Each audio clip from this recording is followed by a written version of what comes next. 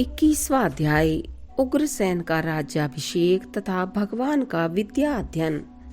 श्री पराशर जी बोले, अपने अति अद्भुत कर्मों को देखने से वसुदेव और देवकी को विज्ञान उत्पन्न हुआ देखकर भगवान ने यदुवंशियों को मोहित करने के लिए अपनी वैष्णवी माया का विस्तार किया और बोले, हे माता, हे पिताजी, बलराम जी और मैं बहुत दिनों से कंस के भय से छिपे हुए आपके दर्शनों के लिए उत्कंठित थे।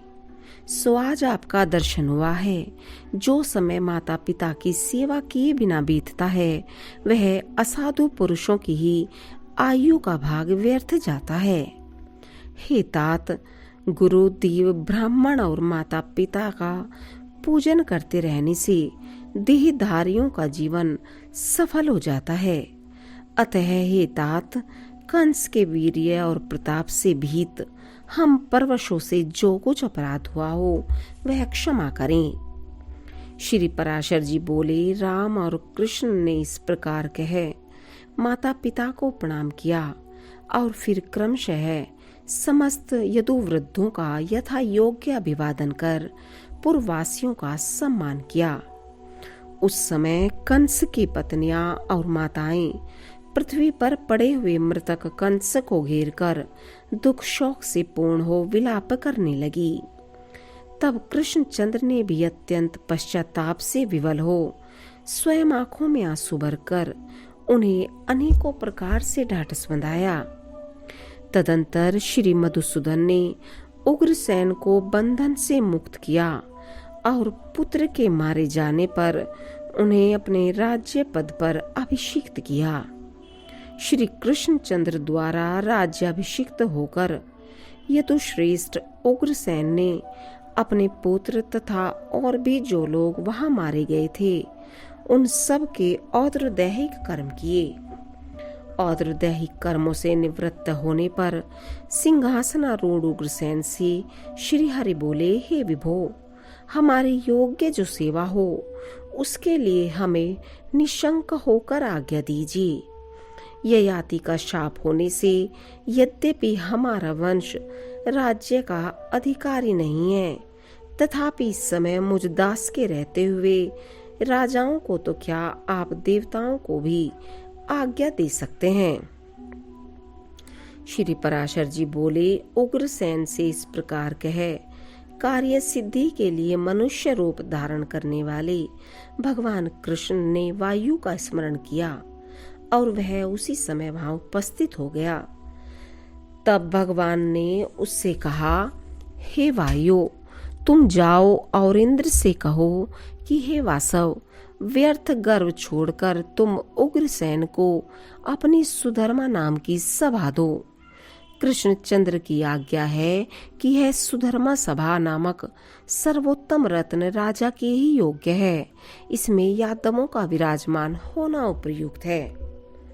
श्री पराशर जी बोले, भगवान की ऐसी आज्ञा होने पर वायु ने यह सारा समाचार इंद्र से जाकर कह दिया और इंद्र ने भी तुरंत ही अपनी सुधर्मा नाम की सभा वायु को दे दी। वायु द्वारा लाई हुई उस सर्वरत्न संपन्न दिव्य सभा का संपूर्ण भोग वे यदुश्रेष्ठ श्री कृष्णचंद्र की भुजाओं के आश्रित रहकर करने लगे। तदंतर समस्त विज्ञानों को जानते हुए और सर्वज्ञान संपन्न होते हुए भी वीरवर कृष्ण और बलराम गुरु शिष्य संबंध को प्रकाशित करने के लिए उपनयन संस्कार के अनंतर विद्योपार्जन के लिए काशी में उत्पन्न हुए अवंतीपुर निवासी सांदीपनि मुनि के यहाँ गए। वीर संकर्षण और जनार्दन सांदीपनि का शिष्यत्व स्वीकार कर वेदाभ्यास परायण हो यथा योग्य गुरु शुश्रूषा में प्रवृत्त रहे संपूर्ण लोगों को यथोचित शिष्टाचार प्रदर्शित करने लगे। हे द्विज, यह बड़े आश्चर्य की बात है कि उन्होंने केवल 64 दिन में रहस्य और संग्रह के सहित संपूर्ण धनुर्वेद सीख लिया। सांदीपनि ने जब उनके इस असंभव और अति मानुष कर्म को देखा तो यही समझा कि साक्षात सूर्य और चंद्रमा ही मेरे घर आ गए हैं। उन दोनों ने अंगों सहित चारों वेद, संपूर्ण शास्त्र और सब प्रकार की अस्त्र विद्या एक बार सुनते ही प्राप्त कर ली और फिर गुरुजी से कहा, कहिए आपको क्या गुरु दक्षिणा दें। महामती सांदीपनि ने उनके अतीन्द्रिय कर्म देखकर प्रभास क्षेत्र के खारे समुद्र में डूबकर मरे हुए अपने पुत्र को मांगा। तदंतर जब वे शस्त्र ग्रहण कर समुद्र के पास पहुंचे तो समुद्र अर्घ लेकर उनके सम्मुख उपस्थित हुआ और कहा, मैंने सांदीपनि का पुत्र हरण नहीं किया। हे दैत्य दवन, मेरे जल में ही पंचजन नामक एक दैत्य शंख रूप से रहता है, उसी ने उस बालक को पकड़ लिया है। श्री पराशर जी बोले, समुद्र के इस प्रकार कहने पर कृष्णचंद्र ने जल के भीतर जाकर पंचजन का वध किया और उसकी अस्थियों से उत्पन्न हुए शंख को ले लिया, जिसके शब्द से दैत्यों का बल नष्ट हो जाता है, देवताओं का तेज बढ़ता है और अधर्म का क्षय होता है।